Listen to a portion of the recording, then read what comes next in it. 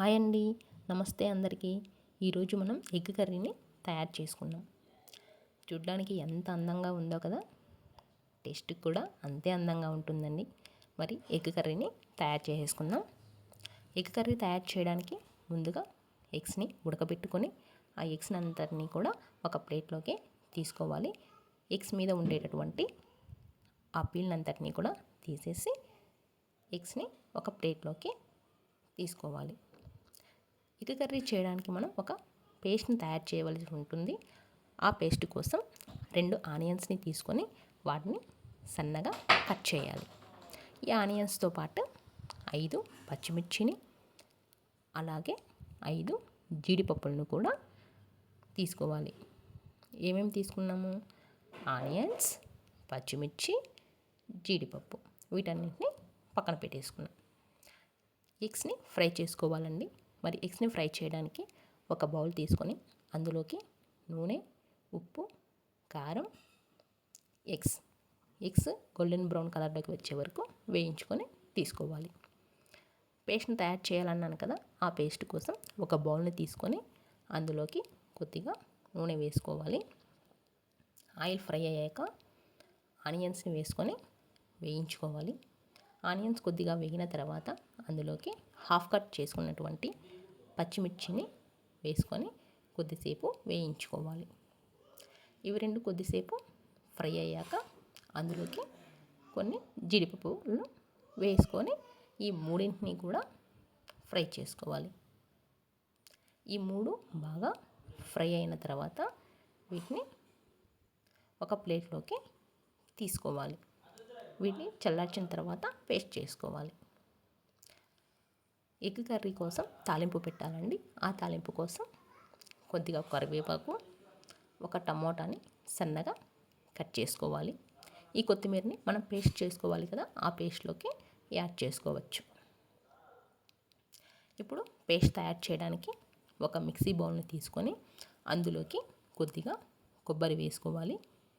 తర్వాత ఫ్రై చేసుకొని పెట్టుకున్నటువంటి ఆనియన్స్, పచ్చిమిర్చి, జీడిపప్పులను వేయాలి. అలాగే ఒక ముక్క అల్లము, కొద్దిగా కొత్తిమీరని తీసుకొని వీటన్నింటినీ కూడా గ్రైండ్ చేసుకొని మెత్తని పేస్ట్లా తయారు చేసుకోవాలి. ఈ పేస్ట్ అంతటినీ కూడా ఒక బౌల్లోకి తీసుకోవాలి.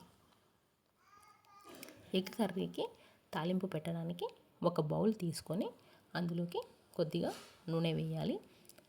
అందులోకి జీలకర్ర, మిరియాలు, బిర్యానీ ఆకు, చెక్క, లవంగాలు వేసి అలాగే అల్లం వెల్లుల్లి పేస్ట్ వేసి ఫ్రై చేయాలి.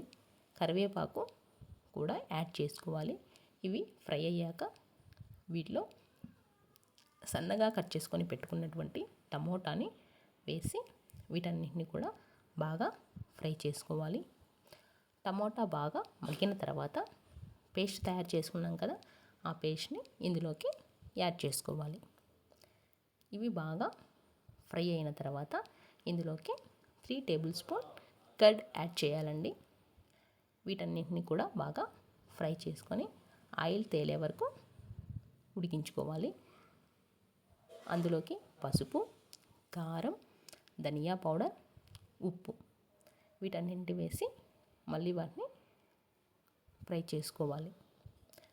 మనకు వాటర్ అవసరమైతే వాటర్ని కూడా యాడ్ చేసుకోవచ్చండి. పేస్ట్ చేసుకొని పెట్టుకున్నటువంటి మిక్సీ బౌల్లో కొద్దిగా వాటర్ వేసుకొని వాటన్నింటిని కలిపి ఆ వాటర్ని నేను ఇక్కడ బౌల్లోకి యాడ్ చేస్తున్నానండి. వీటన్నింటిని కూడా బాగా ఉడికించుకోవాలి. అలాగే ఫ్రై చేసుకున్నటువంటి ఆనియన్స్ని కర్రీలో వేయడం వల్ల టేస్ట్ బాగా వస్తుందండి.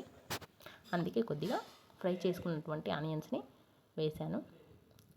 కొద్దిసేపు ఉడికిన తర్వాత మనం ముందుగా ఫ్రై చేసుకొని పెట్టుకున్నాం కదా ఎగ్స్, ఆ ఫ్రైడ్ ఎగ్స్ని కర్రీలోకి వేసుకొని ఒక 10 నిమిషాలు కర్రీని ఉడికించుకుంటే ఎగ్ కర్రీ రెడీ అయిపోతుందండి. నేను చేసినటువంటి ఈ కర్రీ మీకు నచ్చినట్లయితే లైక్ చేయండి, షేర్ చేయండి, సబ్స్క్రైబ్ చేయండి. ఇలాంటి వంటలు మీకెన్నో మీ ముందుకు వస్తాయి. మీరు తయారు చేసి ఎలా వచ్చిందో కింద కమెంట్లో తెలియచేయండి. Thank you.